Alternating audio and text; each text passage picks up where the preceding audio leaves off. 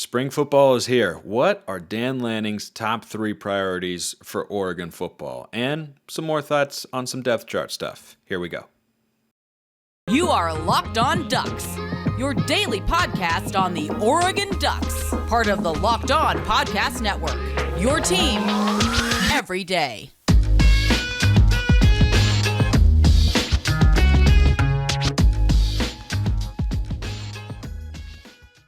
Yes, it is that time once again for Locked On Ducks. I'm your host, Spencer McLaughlin. Thank you so much for making this your first listen or your first view of the day. Part of the Locked On Podcast Network, your number one source to stay up to date with the Ducks. Like, comment, subscribe, please, and thank you wherever you listen to or watch this show. Appreciate everybody who has done so already. Today's episode is brought to you by FanDuel Sportsbook, official sportsbook of Locked On. Make every moment more. Visit FanDuel.com/LockedOn today to get started. And I'm doing today's show with my man Max Torres, who covers the Ducks for Fan Nation at Sports Illustrated. He's big on the recruiting beat. He's got access to practices and all this sort of really exciting, fun stuff, which is why we love bringing him on. He's also kind of a cool guy, just like I'm mostly the other stuff. Second thing is secondary and whatnot, but it's been far too long, Max. So we had to get you back on the show. Welcome back. Well, thanks for having me on, Spencer. Appreciate the nice intro. Always excited to come on here and talk some Ducks. And there's finally some football to actually kind of talk about, sort of. Pictures, snippets, tidbits, quotes, all that sort of good jazz. But spring football getting underway, Max. As the coaching staff, put on your coaching thinking cap for a moment. As they go into spring football, what do you think Dan Lanning's top 3 priorities are? Yeah, there's no shortage of, areas we could go here. Been a really eventful offseason from a personnel standpoint, both players, coaches, analysts. But if we had to break down just a top 3, I'm going to say shoring up the pass rush or, developing the pass rush a step further. We know that was obviously an area Oregon was lacking last year. Bring in Jordan Birch, which should definitely help from South Carolina. I'd also say kind of figuring out the cornerback spot. It almost feels like, I wouldn't say back to square one, but Christian Gonzalez is a huge loss, just given the production that he had for Oregon and the gap between him and the rest of that room. So shoring up the cornerback spot, seeing what that's going to look like. And then I'm also going to say kind of figuring out that offensive line rotation, or at least, leaving spring ball with a really good idea of who your 5 to 7 guys are, because that's obviously a group that has a tremendous amount of change.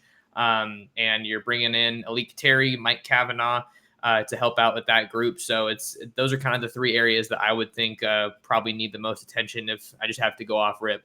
By the way, shout out my guy Blazer Duck for that specific question. I think the biggest thing that you do in spring football is start to get an idea of where your depth chart is going to be. And also, here's the other thing that they can do, Max.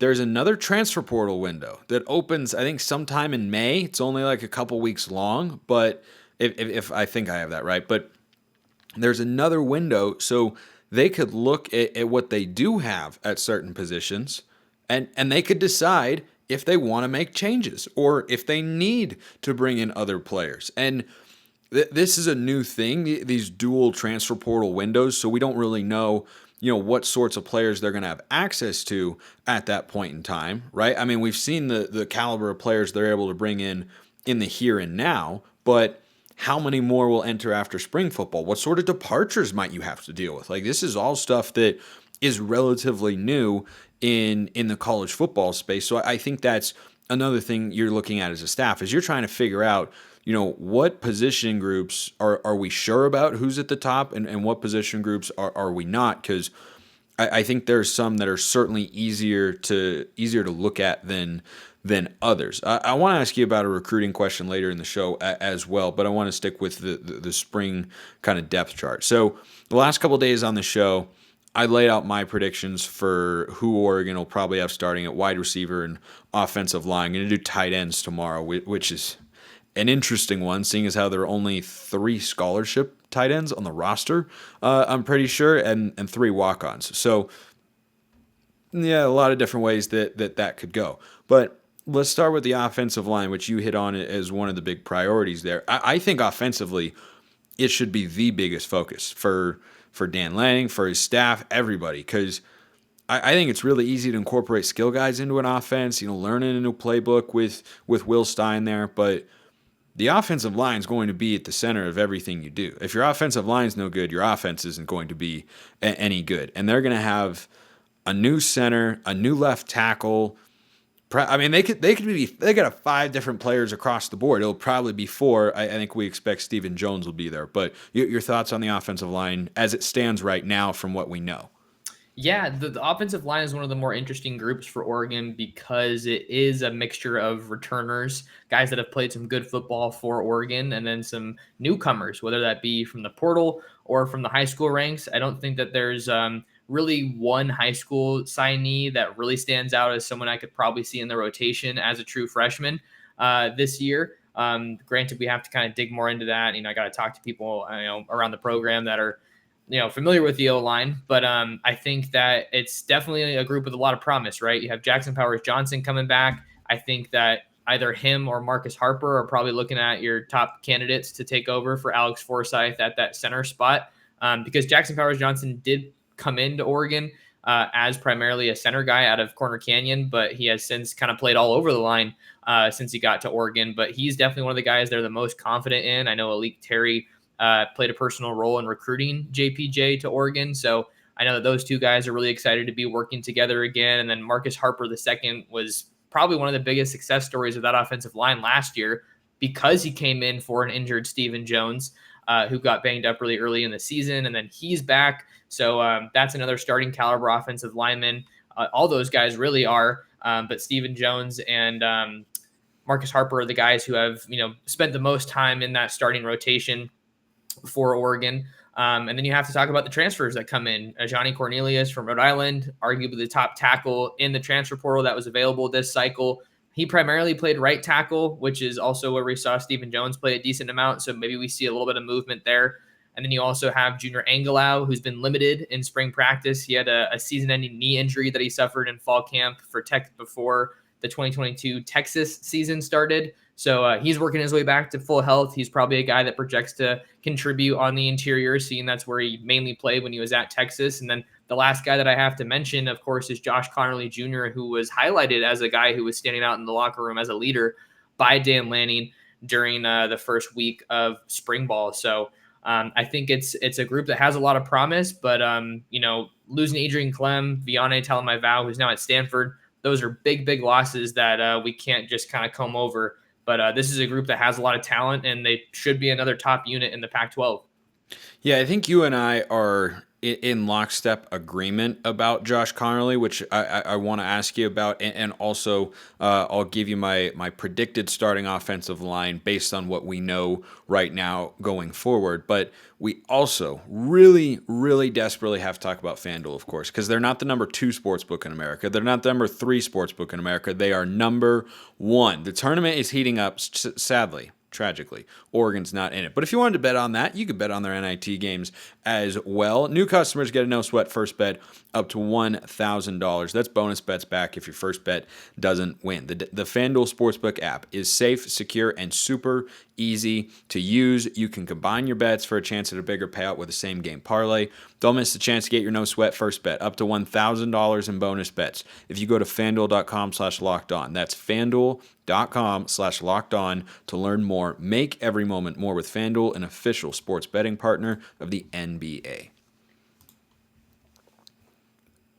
I said yesterday on the show that I think Josh Conerly is kind of poised to make a leap in his sophomore year. And you see that all the time with players, particularly, I think, at the offensive line position, because a year in a college eating program and weight room, that does a lot. It can happen at any position, right? I think we saw the sophomore leap for Troy Franklin from his freshman year to his sophomore year. And I think Josh Conerly could be in that same sort of conversation where he contributed as a true freshman. You saw him, you saw the potential, but he was just kind of a role player. He wasn't fully involved, but now I think Oregon kind of needs him to step up, Max. And I heard you talking about him the other day, and you feel kind of the same way. Yeah. I think that everything that you were saying makes a lot of sense. I think that he's poised for success and to take a step in his development. I think it's interesting to kind of see where he's ultimately going to fall in terms of, I don't know if I should say the Oregon greats, but just the offensive linemen that have come through Oregon lately, because he has all the hype around him, the highest rated offensive lineman really to ever sign with Oregon. If I was looking at the 247 Sports, rankings the other day. So naturally, when you kind of have that distinction, you're going to get lumped in with the guys like Penei Sewell, who's arguably the greatest offensive lineman to come out of the university. And he was someone who started as a true freshman. I'm looking at GoDucks.com right now under his bio. First Oregon true freshman offensive lineman to start the first game of the season since 1997. That was back in his freshman year, 2018. So a lot has happened with the Oregon offensive line position since Penei was here, obviously. And this is a new era at offensive line with all those vets gone from a season ago. But I think, what you were saying about him having a full off season under his belt, played in every game in some capacity last year, which is great. I think that maybe it was a different situation where you kind of had more of a need for Penei to play early and also just being better than guys in the room. So having a guy that's already played a lot of football at Oregon is definitely going to be something that helps him. And he committed later in the process, April of 2022. So this is a guy who didn't get to play spring last year. And Lanning talked the other day about viewing the early enrollees as guys that kind of get almost additional redshirt year kind of a deal if they haven't been at Oregon before. So it's something that's really valuable. And I think that he's definitely poised to take that leap. What I'm going to be interested in, Spencer, is he played most of his ball at left tackle last year. Is Alik Terry going to be able to come out of spring and say, there's my left tackle, I trust a true sophomore to protect Bo Nix's blind side? Or do you have Stephen Jones there? Or do you have a Johnny Cornelius there? Both guys that have seen a lot more football than Josh Conerly. So we'll have to see where that storyline kind of takes us as spring ball unfolds. And ultimately, if Connerly's going to be good enough, he'll get the chance. Because like you were talking about with Penei Sewell, remember, Oregon's offense was better with Penei Sewell on and off the field in 2018 as a true freshman. Like, that is a position that requires a high level of talent for an offensive lineman. But if you're good enough as a young player to start there, you should be able to get the opportunity. And I think Conerly, I mean, this is what you recruited him for, right? Or, there's that video of Dan Lanning and the staff all fired up that they got his commitment, and we already saw him on the field, and now he's had an offseason. You talked about and made a great point that he didn't even have spring ball last year to ramp up, and still he was ready to contribute ahead of guys who had already been on the roster for the year. I just feel like it's kind of his time, and it feels like Oregon needs him to maximize his individual potential that he had coming out of high school there. So I want your thoughts on my predicted offensive line. I've got Conerly at left tackle. I think Stephen Jones is at left guard. I think Jackson Powers Johnson is your center. Junior Angelau is at right guard, and I've got a Johnny Cornelius at right tackle. And then as your top reserves, I think you have Marcus Harper, who we saw, and by the way, with Angelau coming off an injury and Stephen Jones coming off a year in which he dealt with injuries, you need a guy like Marcus Harper who can play either guard and can go in and be more than serviceable, which he definitely is. I think Harper, Davey Uli, and then the junior college transfer George Silva will be the most likely offensive lineman to rotate in. What do you think about that? Yeah, I really like the starting five that you have. Stephen Jones has played guard before. I think he was playing right guard alongside Sala at right tackle. So They were kind of holding down that right side of the line when they were both healthy. But, injuries happen. You got to shake things up.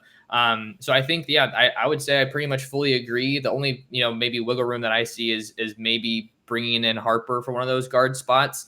But, if you have more experienced options, maybe you don't need to start a guy like Harper. Maybe that's a luxury that Oregon's going to have. Because when I hear you talk about it like that, maybe Harper is going to be a guy that can kind of function in a role similar to Dawson Jaramillo, who's no longer with the team.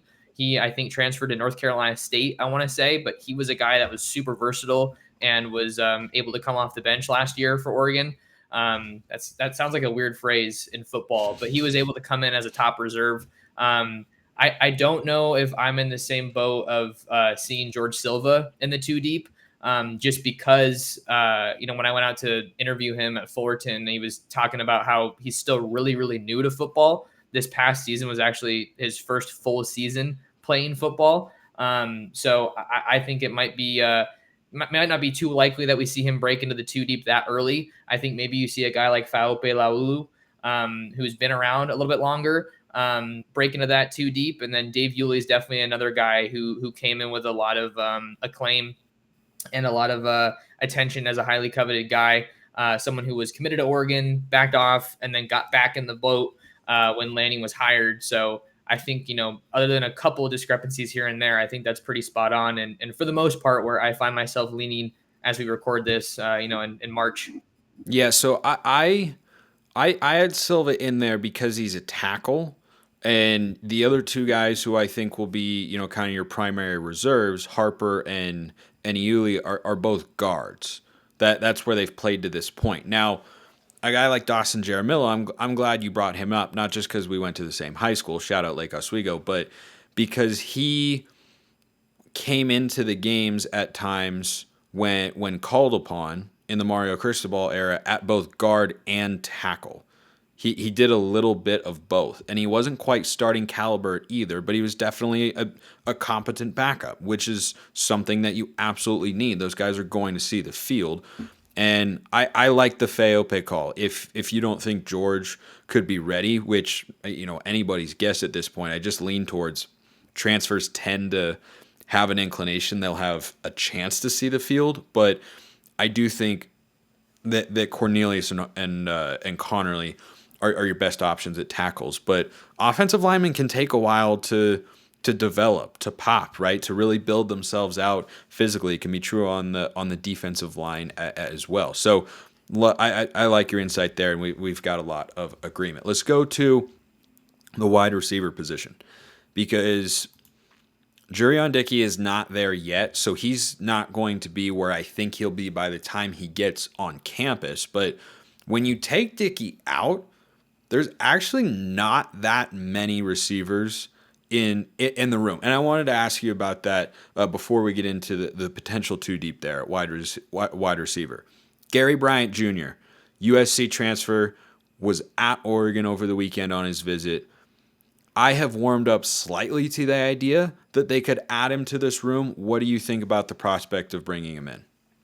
Yeah, I think that Gary Bryant's an interesting kind of guy to look at because he was one of the top guys coming out of high school. I want to say it was 2019 or 2020. I have to double check that, but he was a top wide receiver, all-American caliber guy, had Oregon as a finalist, but he gets to USC and, they weren't that great with Clay Helton. Lincoln Riley comes in and he's like, I'm going to bring my guys with me. But in that 2021 season before Riley got there, Bryant was balling. Like, he was doing his thing. He had some really solid production.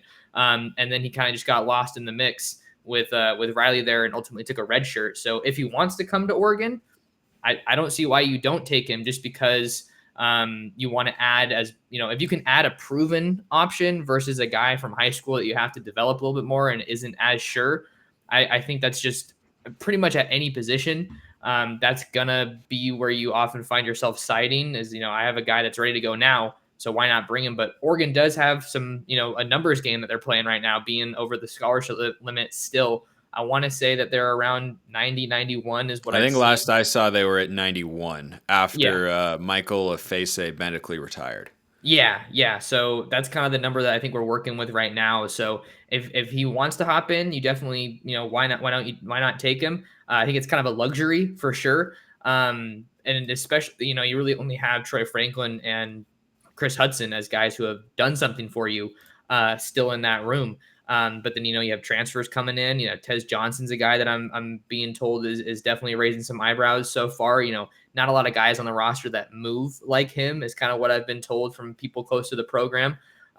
So I think that it's an interesting conversation to have, and I'm in the camp that thinks that Dickey's going to be in that rotation somewhere in some way, even though he's coming off an injury. Remind ourselves that, and he's going to be arriving late. Just compared to the rest of the class, but that's a guy. He's going to be playing as a true freshman in some capacity. Yeah, here's the thing with Jurion Dickey. I've seen him in person. You've seen him in person. He's already built out. Like, he doesn't need to get in the weight room. He doesn't need to get a bigger frame or anything like that. Physically, he's going to be able to match up. Whereas you look at a guy like Ashton Kozart, could maybe, put on a few pounds, right? Or when Dante Thornton, Troy Franklin came out of high school, you look at him and you said, okay, tremendous talents, might need to hit the weight. Jurion Dickey doesn't have that problem. And his ceiling, he's the most, I think, polished high school receiver that I've seen Oregon have. I think Thornton and Franklin, both tremendous talents, were very raw compared to what Jurion Dickey is. His level of refinement as a wide receiver and understanding the position, I think, is immense. He can line up inside, outside, yards after catch, contested catches. His route running is ridiculously good. He's quite the talent. So I have a hard time seeing that he's not there. So as things sit right now, and this could change, we'll reassess after spring football, I think your depth chart going into next year is at the X receiver, you've got Troy Franklin first, and I think Kyler Casper will be behind him, who I also think has a ton of potential, and I hope gets a chance to see the field this year. I think at the Z receiver, you'll have Trayshawn Holden and Jurion Dickey, and I would not be shocked if that's almost a 50-50 split by the end of the year, even though Holden also has a lot of talent. And then in the slot, I think it's going to be an interesting battle. I think the most interesting battle is who's your number one slot guy, Tez Johnson or Chris Hudson? I think that's the biggest question for the wide receiver room. But what do you make of that depth chart? Yeah, I think that's pretty spot on. I'm really stoked about Jurion. You said a lot of good things about him. I think one of the biggest differences between Jurion and Franklin is that, they both had really, really good production at the high school level. Jurion had a shortened senior season because of that injury that I mentioned. One of the games he was able to play in against Bellarmine, my high school, just absolutely sauced all over them. But what I was going to say is that they both have a lot of production that they brought from the high school level, but Jurion is physically ready. You did see Troy Franklin, see a decent amount of playing time as a true freshman in 2021, but Oregon wasn't a passing team at all in 2021. So I feel like 2022 was, our first real glimpse of what Troy Franklin can do. But with Jurion, like that's what you were saying, he's physically ready. He's 6'3", 210-ish, just super, super built. And then Troy Franklin's, 6'2", I want to say he's like 175, 178.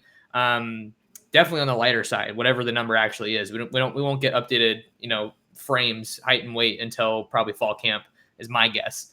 But yeah, I think that's pretty spot on. The guys that you listed out, I think that, the slot receiver, Tez and Chris, those are the two that are probably going to be in that closest battle throughout spring, because I think that Chris has had some really good production, but you want to, see the scoring, see the touchdowns there. A lot of his production does come after the catch, which I think is a plus. But maybe Tez Johnson is just, too twitchy of a guy. Maybe that's what kind of gives him the edge over Hudson. But whatever happens there, I expect both of those guys to be involved heavily. And the more that I think about it, I think even though Oregon's wide receiver room is pretty unproven, aside from Troy and Chris Hudson, just like I said, because there's so many new faces there, I'm feeling better and better about the depth as time goes on, and especially if they can get Gary Bryant. But I think he has one more visit to Texas A&M, is what the reports are saying, before he makes his decision later this month.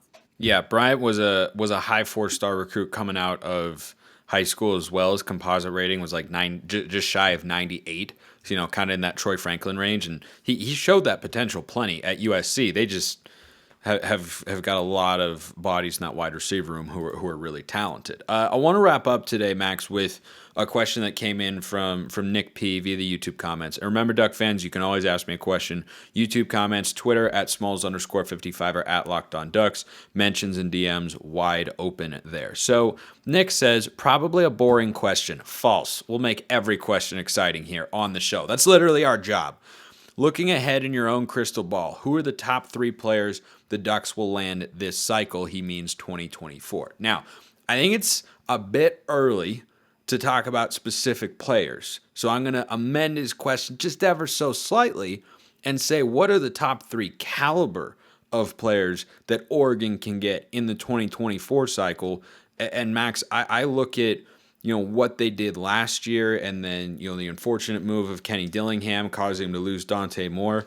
I don't think getting 3 players that are inside the top 50 or 75, I don't think that's out of the realm of possibility. And I think that's where Oregon should be shooting on the recruiting front. Yeah, yeah. I mean, I was ready to kind of go for some specific guys if we wanted to Hey, go by down all that. means, fire away, If fire we away. wanted to go down that area. I mean, yeah, I know a lot of people who listen to your show, Spencer. They also read me over on ducksdigest.com, which is where I always post, my quickest updates. That's the best way before I come on a show like this or my show. I'm going to say one guy that I'm really feeling confident about right now is Kamar Matudi. I spoke with him yesterday and I was butchering his name. It's not Mathudi, it's Matudi. So he's from Valley Village, California, Campbell Hall High School, which is out in my neck of the woods, out kind of towards Hollywood area. He took his first visit to Oregon last weekend, and I feel really good about Oregon's shot there. He told me about how his commitment timeline had changed. Now he's trying to enroll early, and maybe even commit by the end of the summer. So that's a guy that honestly isn't super highly rated right now, but I think that after Oregon offered, you saw some other pretty big schools get involved. You saw Michigan, Nebraska, Utah, out where you're at. So I think he's gonna see his stock, climb quite a bit on the recruiting trail. He's a top target for Oregon at linebacker, along with Dylan Williams, who's out of Long Beach Poly. Feeling really good about him as well. He's a top guy in the 2024 class at linebacker. I'm just trying to pull it up right now. I'm looking at their offers. He's number 122 nationally, so that's kind of gives you a good feel of where they're at, where he's at rather. So I feel really good about Kamar Matudi right now as things stand in the spring. Another guy that I think Oregon has a pretty decent shot with, although maybe it's a little bit more work has to be done, is Michael Van Buren. He's one of the better quarterbacks that's still available in this 2024 class. And it's a 2024 class, Spencer, that honestly isn't that deep at quarterback, certainly compared to the 2023 class. Everybody's going to be going after Dylan Raiola. Oh yeah, everybody's gonna be going after him. He's gonna be in Eugene for the spring game, but I think Huge. I think USC definitely leads there. But he also went back to Georgia over the weekend, I want to say. So USC, Georgia, Oregon, Nebraska, where his father went. Those are all some of the big schools that are involved there. But yeah, Michael Van Buren out of St. Francis Academy in Baltimore. We know that he's an early priority. He had a couple teammates that were out in Eugene this past weekend. So Michael Van Buren, for, just to kind of caliber update, right? He's number 128 nationally on the 247 Sports Composite, number 11 quarterback overall. So I think that he's a guy that Oregon could very realistically land in the 2024 class. And then the last guy that I'm going to mention and, talk about caliber a little bit is Nate Frazier out of Mater Dei. I mean, he is someone that I've talked to a lot, and he is as good a back as you'll find in the country. And his stock is really starting to kick up now. He's 102 nationally, number 8 running back on 247. This dude has every offer. They're all coming in, and Oregon was there early, which means something to him. So I feel really, really good about their chances with Nate Frazier. Another guy is Jason Brown, who's the number 1 running back in the class. I guess it depends what service you look at. He's number 3 on 247, but he's out of Washington, O'Dea High School in Seattle. Shout out O'Dea. That's where my cousins went to high school. Exactly. There you go. So he's the highest rated running back that Oregon's in on right now. And I think that Oregon has a really good shot right now with Jason Brown as well. But if I had to pick one or the other that I feel better about ending up a Duck, it would for sure be Nate Frazier. So there's a couple names that we'll throw out to the listeners, and just trying to put you guys on as early as I can. Hey, that's what we bring you on for. You're more tapped into the recruiting beat than I am. And by the way, just for reference for what I was talking about earlier, Oregon, until Dante Moore flipped to UCLA, did have 3 top 50 recruits. And I think losing a coordinator that caused you to lose a recruit like that is not super common. It happens, but that was definitely a rarity. So I think having 3 top 50 players, Jurion Dickey, Mateo Uyunglele, the other ones in the 2023 class, I think that's a pretty reasonable goal for Oregon from a big picture standpoint. But we'll just have to keep bringing on my guy Max Torres, who covers Oregon for Fan Nation at Sports Illustrated. Always tapped in on the recruiting trail and love the insights too. Good to talk to you, Max.